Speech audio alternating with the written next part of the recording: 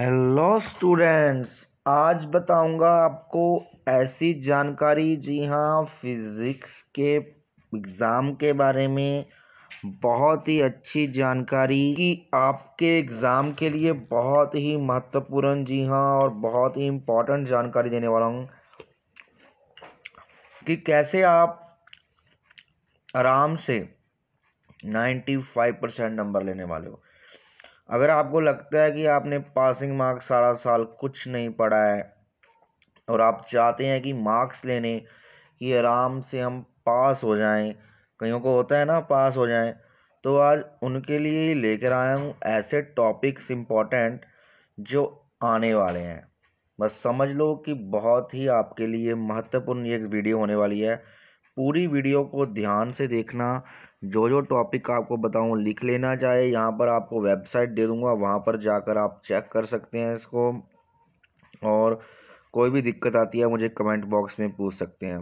इस वीडियो में लिए हैं सिर्फ टॉपिक्स। अगर आपको डेरिवेशंस चाहिए इनकी इम्पोर्टेंट सॉल्व करवानी, तो वो भी आपको भेज दूंगा। उसके लिए भी आपको लिंक दे दूंगा डिस्क्रिप्शन में, आप चाहे मुझे व्हाट्सअप करके ले सकते हैं कि कौन से न्यूमेरिकल्स और डेरिवेशंस आपके लिए महत्वपूर्ण हो सकती हैं। तो चलिए जानते हैं बिना किसी देरी के टॉपिक्स कौन कौन से आपको अच्छे से रिवाइज कर लेने हैं, एग्जाम से पहले आप आराम से पास हो जाएंगे। आपके सामने दिख रहे हैं। अगर आपने electric charges first unit chapter में इलेक्ट्रिक चार्जेस एंड फील्ड्स की बात करें, तो इसमें कूलम्स लॉ की वेक्टर डायग्राम कर जाना अच्छे से, इसको ये आने चाहिए कम से कम लॉस। डाइपोल कर जाना, गॉस लॉ कर जाना स्ट्रेट लाइन के लिए जो सिलेंडर बना के। Charge and properties of field कर जाना, ये जरूर पूछता है।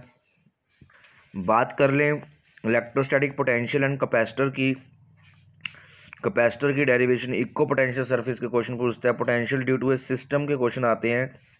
कैपेसिटर के न्यूमेरिकल आ सकते हैं, तो ये आपको पहले यूनिट में से करना है। करंट इलेक्ट्रिसिटी में आपको ड्रिफ्ट लॉस से पढ़ के जाना है।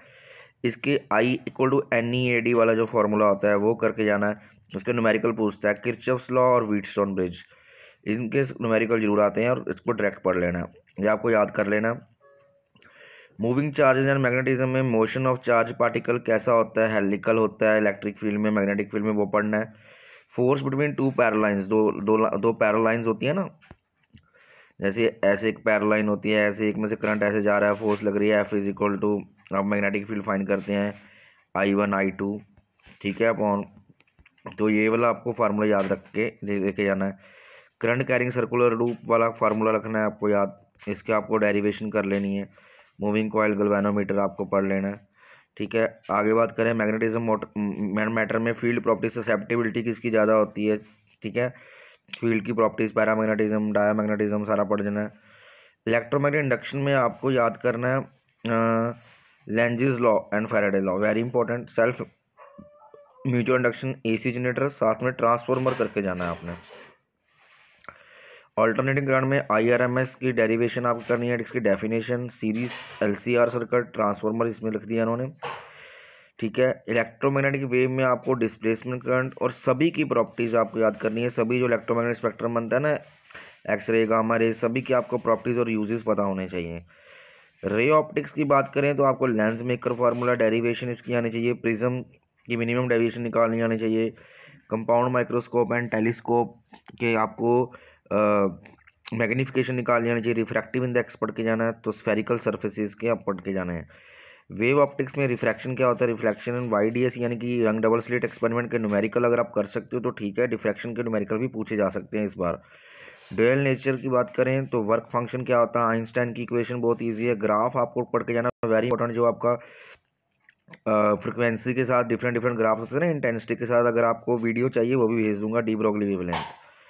एटम में अल्फा स्कैटरिंग एक्सपेरिमेंट के, जी हाँ, पोस्टुलेट जरूर करके आने, मोहर मॉडल के पोस्टुलेट पूछे जाते हैं। स्पेक्ट्रल लाइंस की बहुत न्यूमेरिकल पूछे जाते हैं। बात करें अगर हमारे पास अल्फा स्कैटरिंग एक्सपेरिमेंट, जी हाँ, अल्फा स्कैटरिंग एक्सपेरिमेंट बहुत इंपॉर्टेंट है। स्पेक्ट्रल लाइंस के, जी हाँ, क्वेश्चन आपको बाल्मर सीरीज, जी हाँ, ठीक है, पास्टन सीरीज के बहुत पूछे जाएंगे। बोहर मॉडल के पोस्टुलेट वेरी इंपॉर्टेंट है, पोस्टुलेट्स पूछने वाले हैं। न्यूक्लियर में मास डिफेक्ट, न्यूक्लियर एनर्जी के, जैसे आपको बता दूं ऐसे ग्राफ बनता है, जैसे एक से ऊपर जाता है ऐसे ऐसे, और मैक्सिमम यूरेनियम का सबसे लास्ट में हो जाता है बाइंडिंग एनर्जी कर्व।